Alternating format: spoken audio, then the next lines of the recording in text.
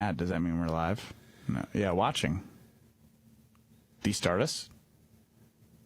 All right, we're live. It is the Weekly Wager. Here we are. Live from the Potawatomi Sportsbook remote studios.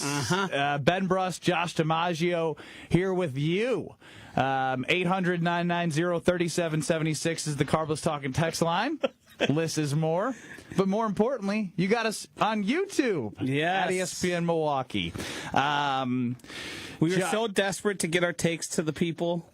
We made it happen today. Yeah, a lot of makeshift happening to get here. Notice I had a good week. My record's looking better. And I said, you're creeping up. We got to move heaven and earth to get on this program. I'm feeling good. 2-3 for me, 22-17 overall. Josh, 4-1 this past weekend, 18-21 after being like 9 games below 500. Yeah, I mean, I was in a... You're reeling. I was in a self-talk situation, having to really hit the books, check the numbers. Oh, here we go. It was an ugly spot. I said I was going to dig myself out.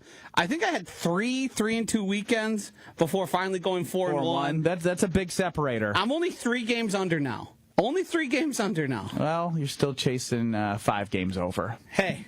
You're not going to get me. Baby steps. As I said, it's no longer a battle between you and I. Yeah, but if you got close enough, you would never let me live it down. Correct. If you lose this, it's going to be a bad time for you. I'm just going to copy every bet you do the rest of the way.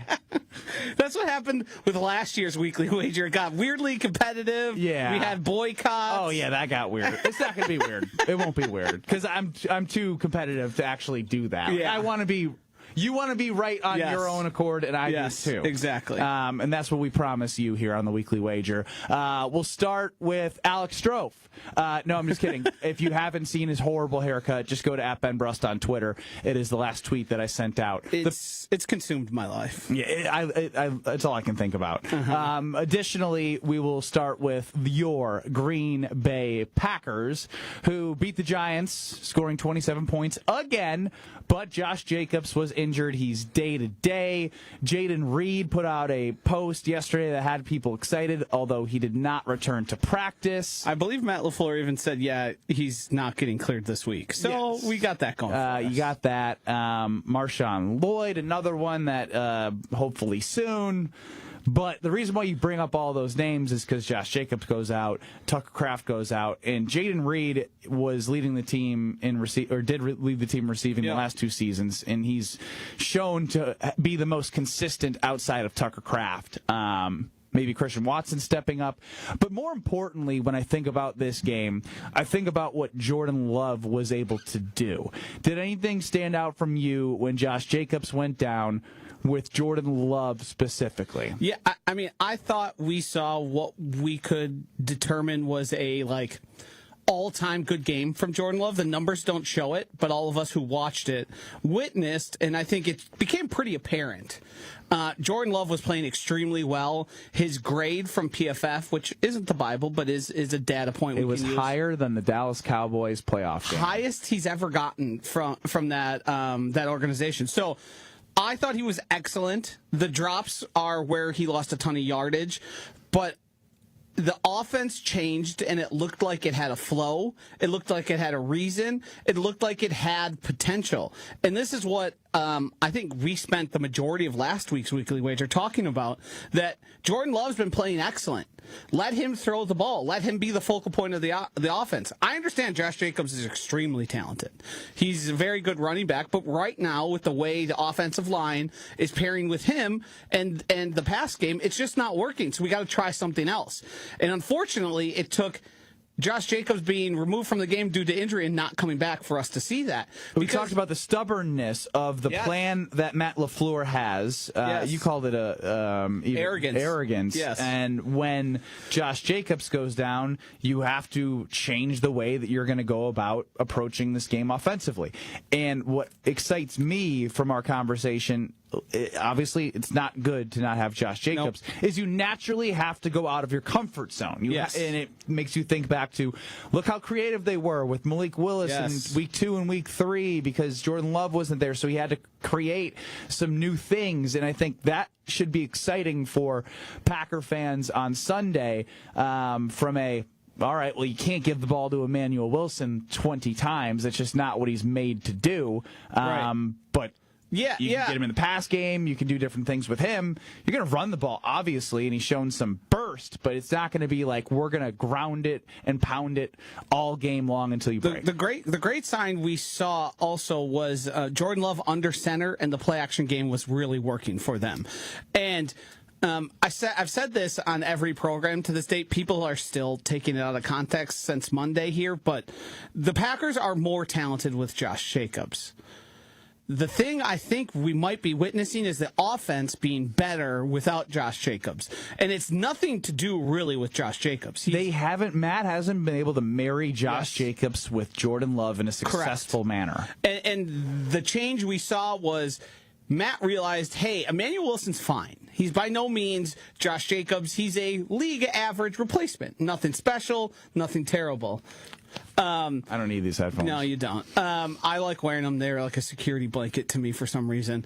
But what it does do is it changes the focal point. Instead of being so Josh Jacobs centric, instead of seeing two high safeties and going, we have numbers in the box, even though our offensive line sucks, we're going to pass the ball still. And you saw Jordan Love passing plenty against those two high safeties, which every time you heard can, it was almost always canning to a run play. And thinking about Jordan Love and like the two high safeties, it means he's got to execute some really tough throws. And not the one to Savion Williams, but specifically the one on the side to Christian Watson, which was a great pass and a great catch. There were three bodies around him, but Jordan put it in the only spot where Christian Watson could receive the football. And like that took me back to when he was in his most successful in 2023. He was literally just like, all right, I know I got to pass the ball.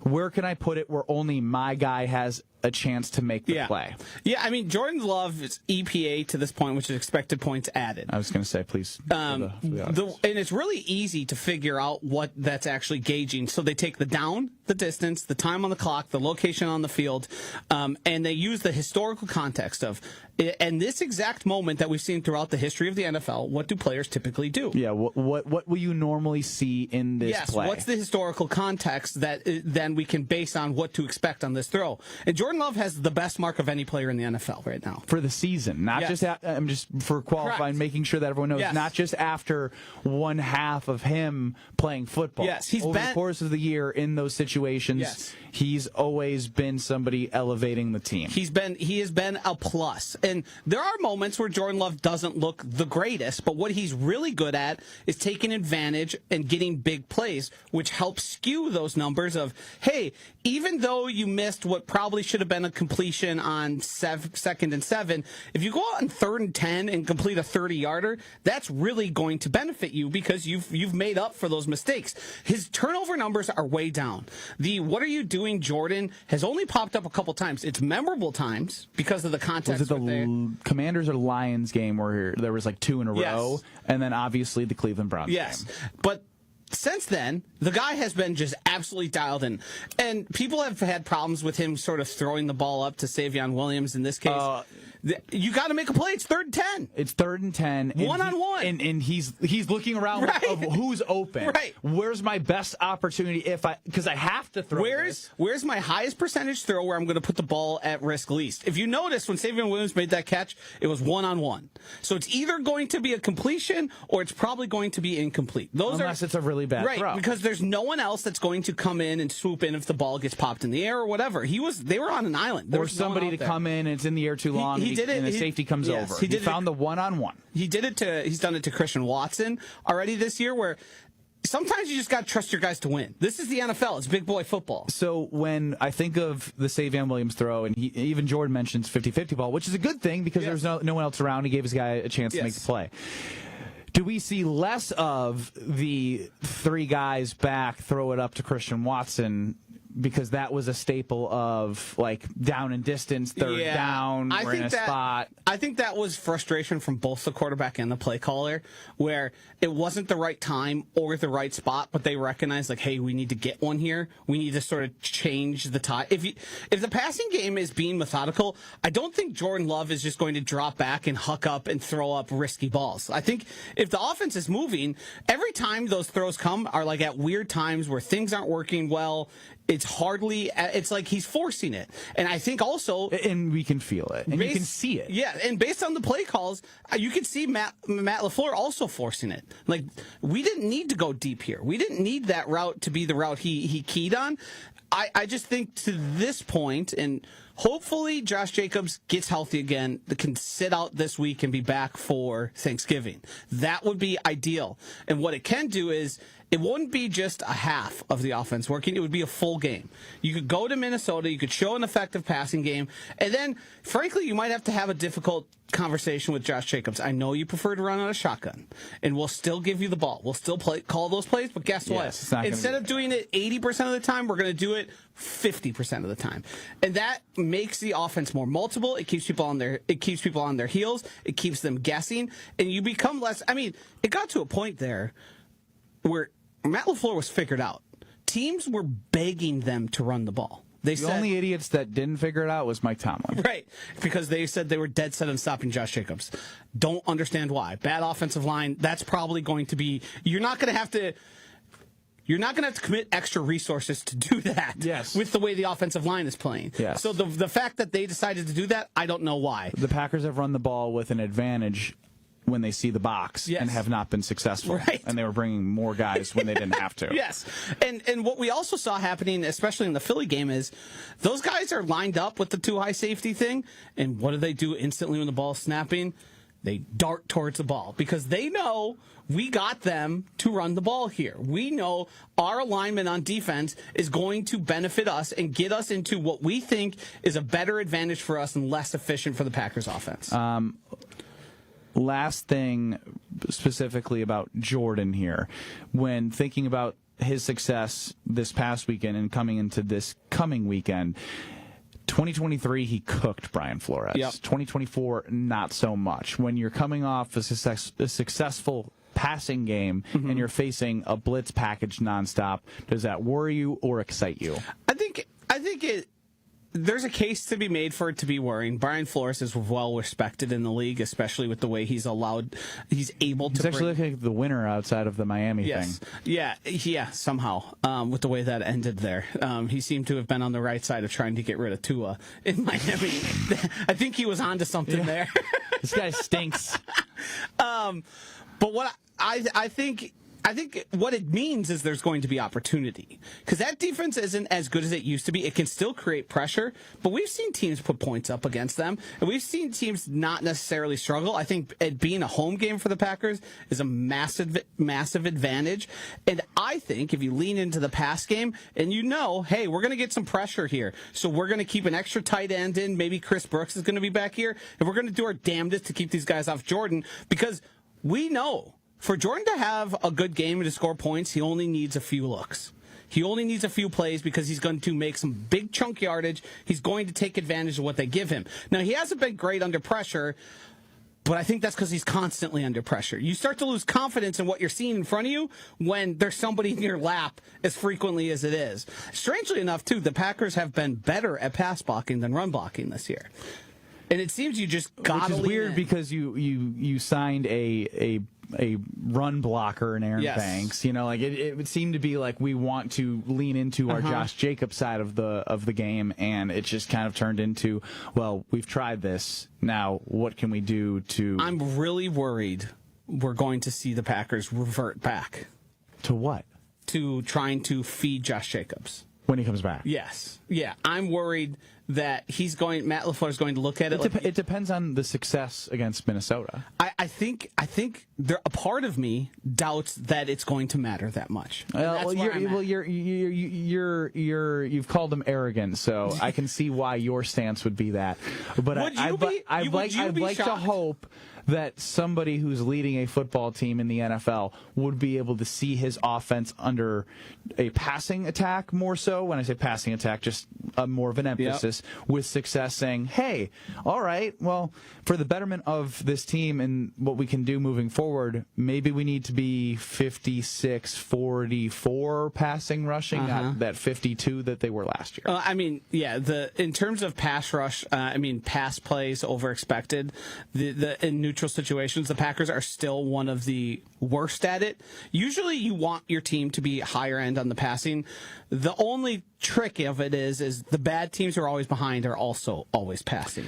What I want to move to here is I want to look at here on the weekly wager the division. Mm-hmm. The Lions are sitting below the Packers at 6-4, and that half game is going to be either huge or detrimental from if they end up from a win standpoint below either the Bears or Lions. Tiebreakers won't matter because that half game is going to show up.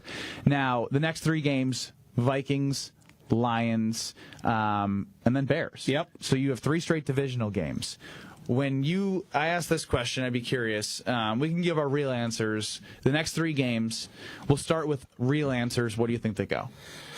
I think 2-1. Yeah, everyone says 2-1. Yeah. So that's why I wanted to make it more difficult for people to give me what they truly believe.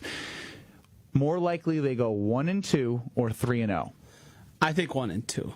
I think we had the discussion on Mr. Irrelevant, the bad haircut show, where Strofe kept saying the Packers don't have an identity, and I said, yes, they do. It's 10 weeks in. They're inconsistent, and they play down to their opponent. Like, that's their identity. They can change their identity. We've seen Packers teams completely evolve in season and look totally different in the first half to the second half. And sometimes it's been negative to positive, and sometimes it's been positive to negative. Well, you just look at the last 2 years. Right. They didn't play well at the end of the season last year, and they did in 2023. Yeah, so it can change.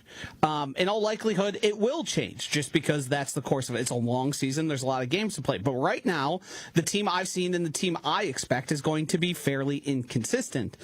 I do think they are susceptible to kind of getting in, grind them out games.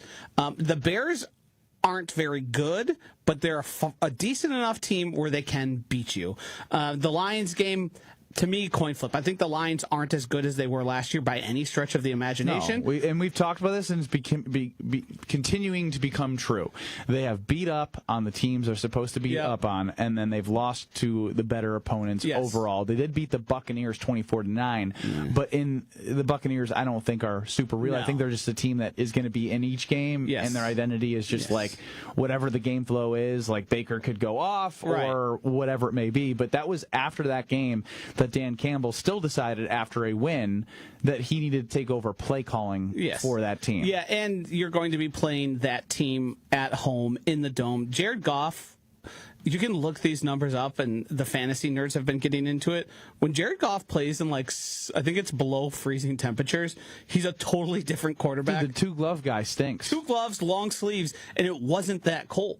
No, and he literally was so uncomfortable throwing the football because he's an accurate quarterback indoors. You can't argue it. When he's comfortable and their run game's going, he can hit Amon-Ra out of a break like that, and it's in his hands. But when he's throwing it in cold weather, and I'm seeing it bounce before it hits Amon-Ra, not even give Amon-Ra a chance to make a play by his knees, it's bouncing where he has to dive and try and scoop it.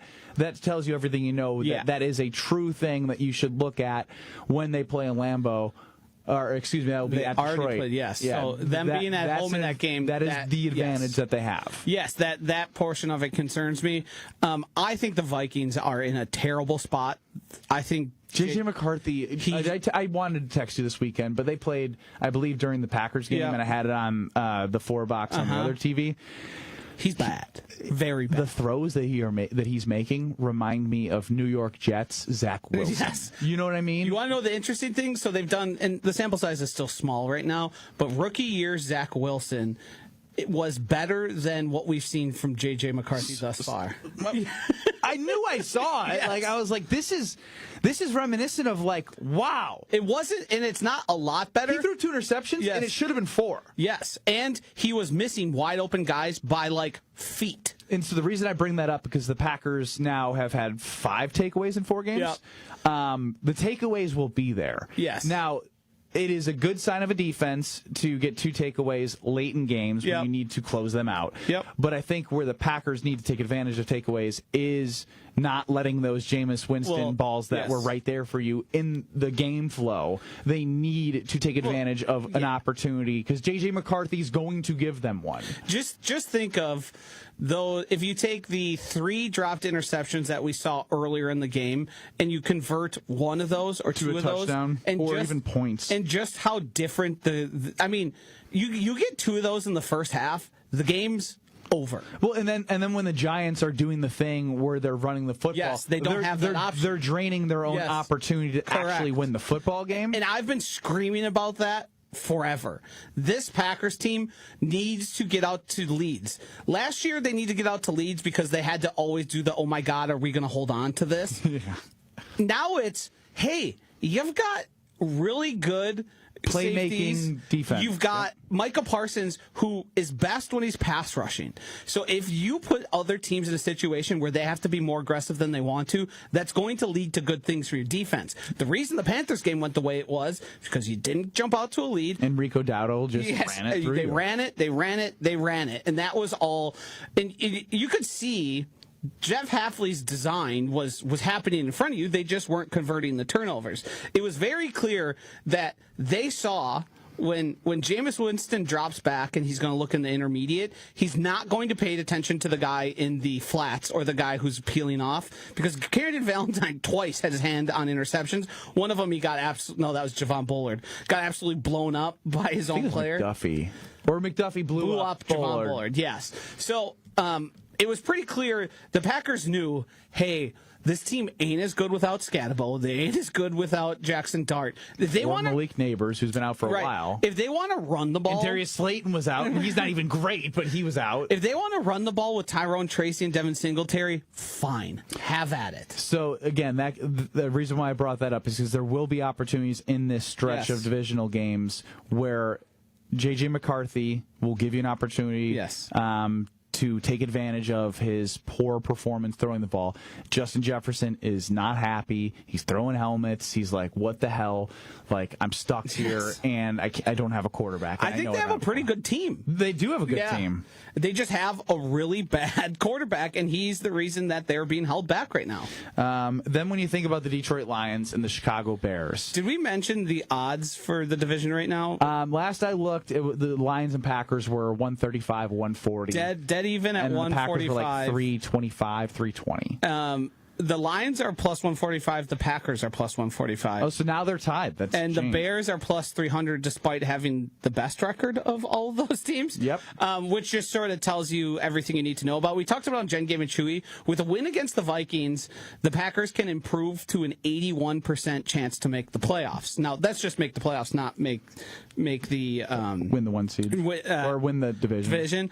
But inside of that number, you're baking in the fact that now you're 2-0 in your division. And the Bears play the Eagles. Right, and you're increasingly improving your chances where you already split with the other team who's in consideration for this. So if you beat the Vikings, you get the advantage, and you end up in a spot where if they lose, though, it's 53% they make the playoffs, period. So a loss to the Vikings, like this 3-game stretch, is the Packers' entirety of their season. The worst case scenario, the only way I see this going down is Aaron Jones and Jordan Mason. The Packers don't execute in the first half, and then this turns into we're going to rotate those guys and do what the Giants and the Panthers did. I mean, and then J.J. McCarthy doesn't have to make as many throws. The plan, if I were Kevin O'Connell, who's one of the better coaches, it's time to like do read option stuff. JJ McCarthy, I need you to run the ball because you throwing it's not trustworthy. Scaring me. I mean, they need the Malik Willis offense. Package, yeah, and just run that with him. The Packers aren't going to have seen it. They're not going to know what to do. And then he's by no means as fast. Then they're going to come in, and that will open up easier throws. Because those wide receivers are extremely he can still come over the middle, and like if he's open, he can make that. Jordan pass. Addison would be the best wide receiver on the Packers right now. Yeah, if they had him, he's really good. And then he's just like, this sucks too. Yes, they're throwing him the ball a whole bunch. He's open a whole bunch, and so is Justin Jefferson, and nothing's coming of it. So these next two games for the Packers, if they manage to go 2-0, I'd pretty much think they win the North. Yes, think it's theirs. Like that's the position they're in. If it's 1-1. We're back to the same conversation. Right, and if you lose this week, I'm very worried about the team moving forward because this Vikings team is a team you can totally take advantage of. The worrisome thing that I have about the Lions is, yes, they are not the same that they've been, but they've been the hunted. Yes. What happens when they become the hunting like they are now, sitting third in the division? Yeah, I mean, and we all know, wasn't it Dan Campbell that said, like, we want to drag you out to the middle of the sea, we know you're going to sink eventually? That was actually Robert Saleh, believe it or not. I was at that game. What was his, as he said, were sharks or something? Dan Campbell said something about the Packers as well that was along the same lines of, like, we knew what we could do to this team if we just kept at them.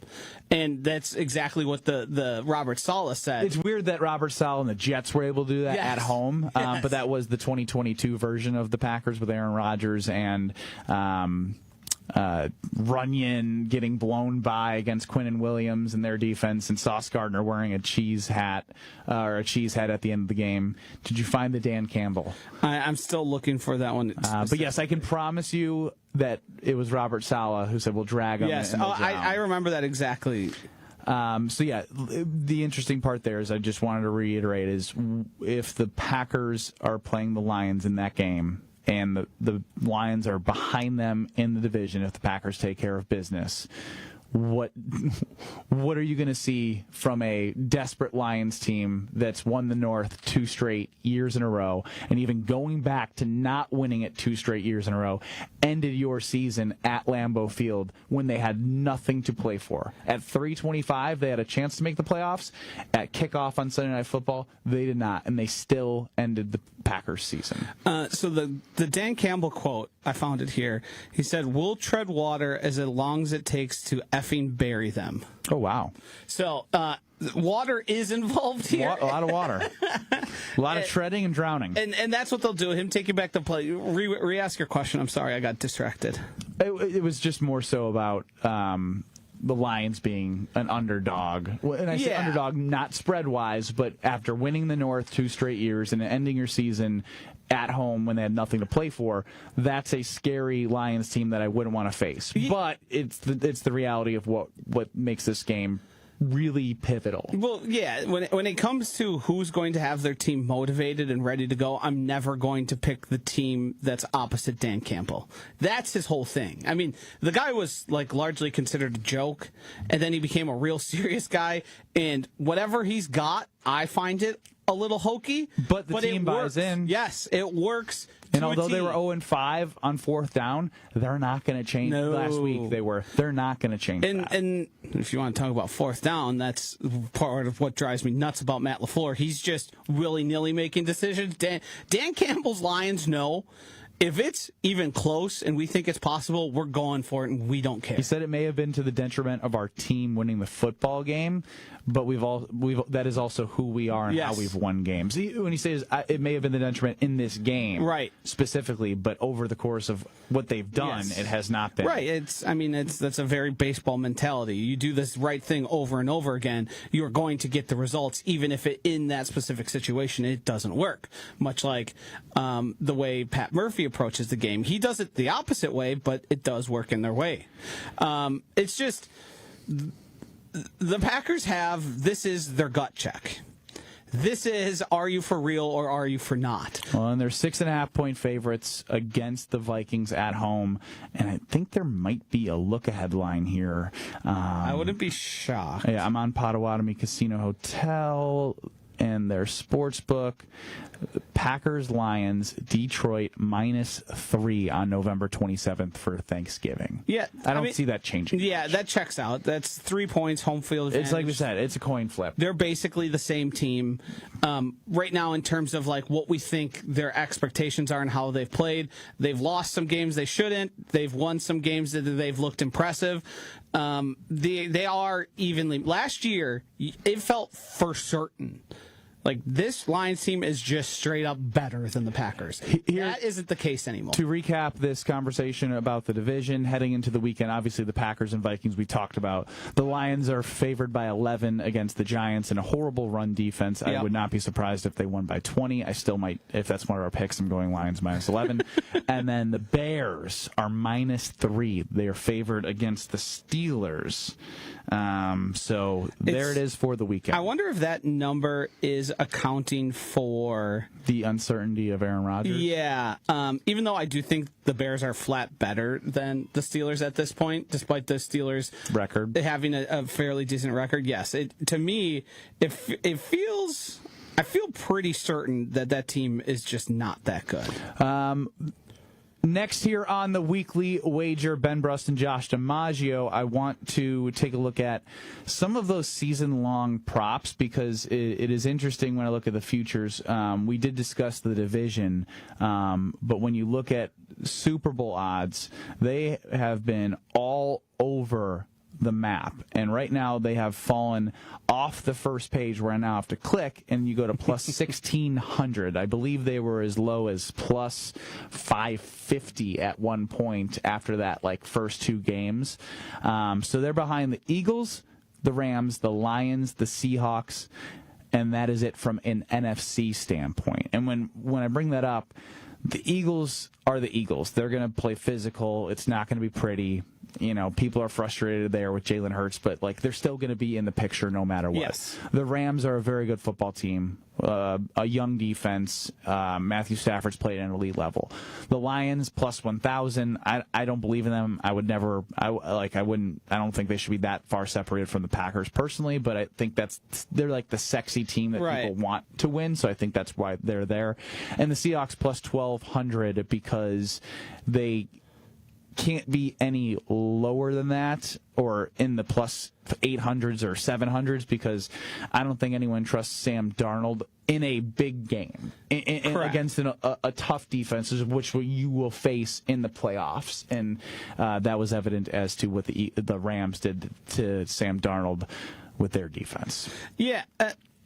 The Packers right now have had an all-time reality check. That's just the best way to talk about the way they're viewed across the NFL. I think people are taking a hard look at Matt LaFleur. We heard the ESPN crew, basically everyone to a person, be critical of the play calling and the way they looked on offense. And everyone was supportive of Jordan Love. They were not necessarily super critical. They probably didn't go as far as calling the head coach arrogant like I did. But right now, if they go 3-0 in this, those numbers are going to look a lot different.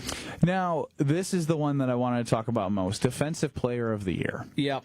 Myles Garrett has shot up to a huge favorite. I believe he's had 10 sacks in the past 3 games. Yeah, he had 3 against the 5 against the New England Patriots.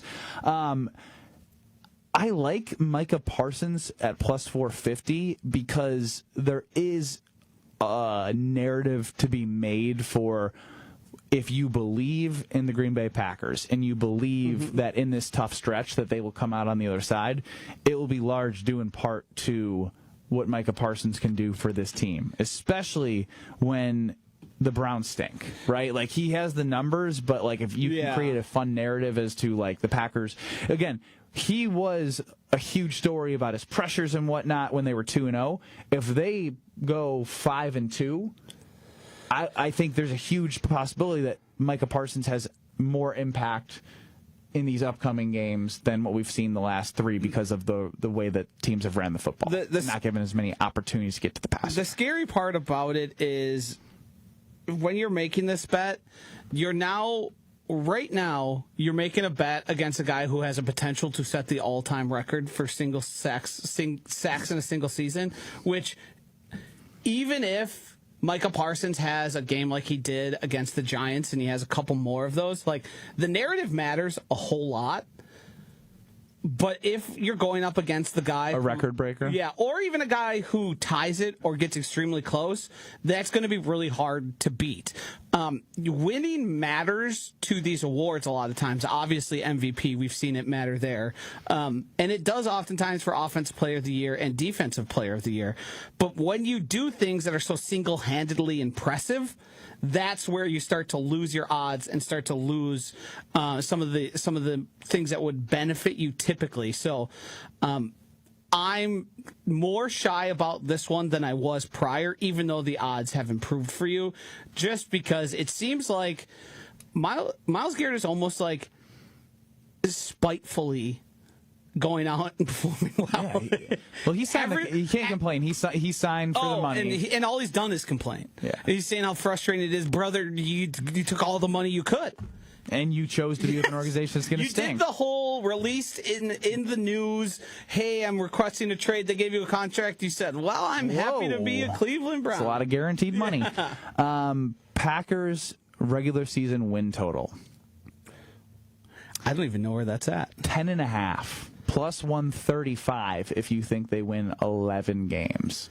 Unders minus 165, so you have to lay a lot of money. Basically, I'm asking, do you see a path to tell people that there is some plus money if they win 11 games? So they're 6-3-1. Does it say 5 more games that they need to win? I mean, 5-2. 5-2 in 7 games. Man. 5 divisional games, and the Broncos and the Ravens. 2 Bears, it's crazy. 2 Vikings. It's crazy I have to even really give this thought with a team with, like, let's be honest, the record is not bad. But it's just the way it's felt. I feel no confidence. 5-2 with this schedule? Correct. Toughest, one of the toughest schedules in the second half of the season. Yeah. Based off what you've seen, I don't know how I could tell. The Broncos in Denver, terrifying. The Ravens, with something to play for in their season, likely, or maybe hanging in the balance, they'll probably be in a spot where they win the division. But those are games, and you still have, like, don't you think they're going to drop one of these games against the Bears? Yeah. It's just a weird feeling they're just going to split. Yes. It's their Super Bowl. Ben Johnson will get them all pumped up. With the way they're playing, too, where they're, like, they can have a bad game, but they're in the game, and they just seem to find themselves in a spot where they're taking advantage. Yeah, I don't feel good about it. If I were to actually bet it, though, I'd bet the plus money, just because being in a spot where I have to root against the team I root for. No, I'm not saying take the under. I was saying, can you with confidence? No, I wouldn't. Do you think if you were advising people? I would not. I wouldn't either. Yeah. I wouldn't. The thing is, it's only plus 135. And that scares me. Because if you're putting money on it, and you're like, hey, you're getting plus 400 for this, you got really good odds here. It favors you. At the number it's at right now, and the confidence I have in this team, it's just not there. I need to do something with Josh DiMaggio here. It's a little aside. Got an update from Alex Strofe on a haircut. Yeah. He says, problem mostly solved. He took a picture of himself in his bathroom, and it's just a picture of the mirror with the back of his head, which was a disaster. Yeah. What do you say? It is an improvement. It's not great. It's still bad. It's still bad. It's still bad. Did he tell you? Now, if you aren't sure what we're talking about right now and you're hearing this, you can go to at Ben Brust on Twitter. Yeah. Here you go. This is the new. Alex Strofe got absolutely hacked. They hacked him up. Butchered. Did he go to a place professionally, or did he have somebody try and fix it? I will find that out. All right, because after that, we got to get to our picks. We've got about 10? 7-8 minutes. What do you want me to get to? We're 38 minutes in. 38? You got the time there? Yeah, I think we should just go to our picks and we could talk about them. All right. Well, or we can just say we talked about them because I don't want to give them any more airtime. Are you looking? It's bad, guy. It's bad, everybody. It's bad. Yeah. I mean, and that was a problem we were talking about on the show and then after the show, where he got gouged so deeply there that you can't totally fix that, because you can always cut hair shorter. You can't cut it longer. So now on the weekly wager, we will get to our picks for the weekend. And Josh DiMaggio had a 4-1 weekend. I had a 2-3 weekend. He gets closer, but he's still not close at, I wouldn't say at all, but he's not close. 22-17. Not close am enough. 18-21 is Josh, but he did have a 4-1 weekend. So here we go. We'll get to it. Bills -6 at the Texans. This one's easy to me. I know the Bills seem susceptible. They are a team that hasn't played their best. They've lost to the Dolphins. But Bills -6 is really important for the season. The Texans aren't really playing for much. Their defense is great. Defense is so good. We don't know. I like they're one of those defenses where I just enjoy watching. But I'm pretty sure C.J. Stroud is still not back from that concussion. He's not. It's going to be Davis Mills. And Davis Mills is fine. Yeah, he played okay, but it was also, the Titans? Yeah. I think we saw last week the start of the Bills and Josh Allen. I mean, what did he have, 3 rushing touchdowns and 3 passing touchdowns? 4 passing, 2 rushing. Okay. Yeah. Sorry, I had the 6. Yeah, the 6 all mixed up. Yeah.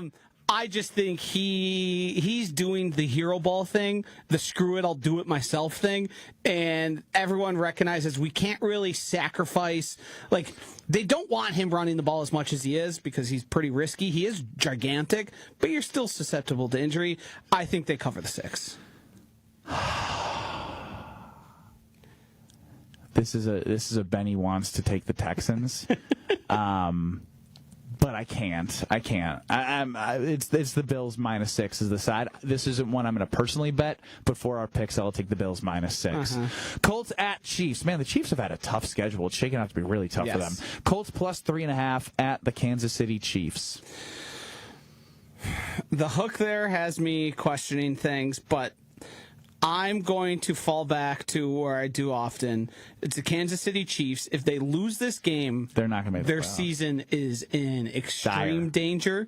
I think I'm going to go with the quarterback and the head coach I trust to cover the 3.5 to really set themselves apart. I love the under in this game, by the way. Patrick Mahomes in games that are with 50 and over almost always go under because it's classic who shows up Spags. Well, luckily for you, or luckily for me, we're not betting over-unders, so you have the Chiefs -3.5. I have the Colts. I really just, I have been adamant opposite of you, of where people want to just keep saying, well, this Chiefs team's offense is different, like they're a different team.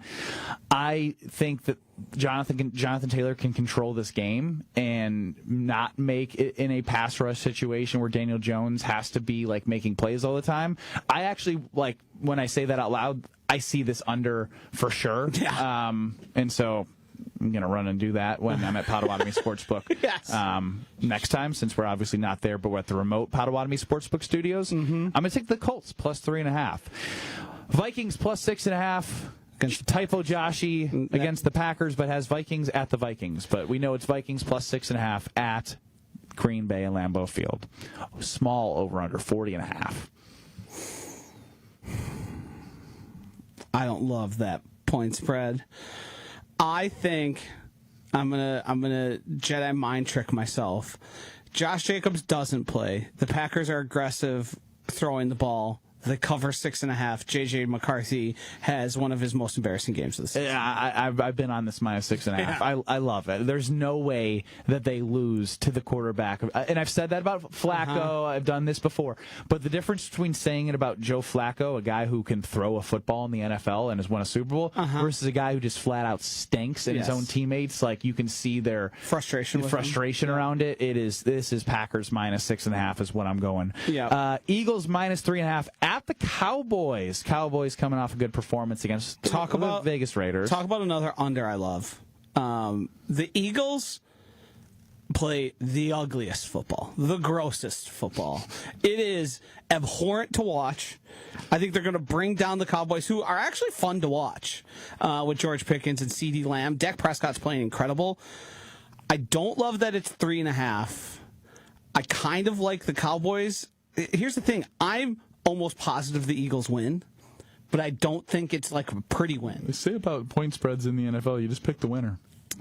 Yeah, I know, and I've gone wrong a lot on that. I'm going to take the Cowboys side here, and I think I'm trying to cut a thin margin, but I just don't see the Eagles running away with this game. Yeah, I like the Cowboys getting points at home. Yeah. I think you saw what CeeDee Lamb and George Pickens can do, and I know the Eagles defense has been a story, but at home. I like the Cowboys catching 3.5. Like if this was -5 at home for the Eagles, I wouldn't ever touch the Cowboys. Yeah. But there's something about the Cowboys inside that gives me trust for that offense. Yeah. Less elements. Like Dak's played at a high level. I would bet the Cowboys are going to take advantage of Adoree Jackson in a way the Packers couldn't have, and they're not going to just target Quinyon Mitchell all over the field, who is their best corner. There's going to be a breaking point with those two wide receivers being able to take advantage of the defense. We move to our last game, the Buccaneers -6.5 at the Rams. Man, the Rams have been covering these spreads, but... Yeah. And the way they looked last week, it felt like they should have won that game by a ton. Yeah, and there was a 61-yard field goal that they could have lost in after turning Sam Darnold over 1,000,000 times. Where are you on this? I'm one of those where I just get so stuck on the Buccaneers, give me Baker plus 6.5 and let me just sort of ride the wave of the Baker in the fourth quarter. They may lose, but they're going to cover for me. And I think I'm going to stick with my guns here. The Rams have played at such a high level that I think the Buccaneers in a primetime spot are competitive enough to keep this in a me taking their side. That's the side I was leaning towards. So we're different. Are you going Bucks? Yeah, because I just want to clarify here. We are both Bills. Yeah. I have the Colts. You have the Chiefs. Yeah. We both have the Packers. We both have the Cowboys. So we are only different on Colts Chiefs. Yeah. Yeah, that's what it looks like. You were wavering on a couple that I thought I was actually going to, because I was pretty steady except for the Buccaneers. I thought you were going to go with the Vikings because of your lack of trust. I almost talked myself into it, and then I thought you were going to go Eagles as well. So looking good for the overall standings, but hopefully our brains are operating at a high level. I like unders more than I like either of the picks in the Colts, Chiefs, and Eagles, Cowboys. And I will be heading over to Potawatomi to get in on that action. But it's just... I can't pick J.J. McCarthy. You can't. That has been the Weekly Wager with Ben Brust and Josh DiMaggio from the Potawatomi Sportsbook Remote Casino Hotel. This is not a remote casino. That's very illegal. It is the remote studio for the Potawatomi Hotel Casino. There's my FCC guy, my rules guy, executive producer at Good Karma Brands, Josh DiMaggio, nailing the P's and Q's and dotting the I's and crossing the T's. The last thing we need to be accused of is running a secret casino here. Come on down. I'll take your bets. No, do it legally. Oh, there goes my pen.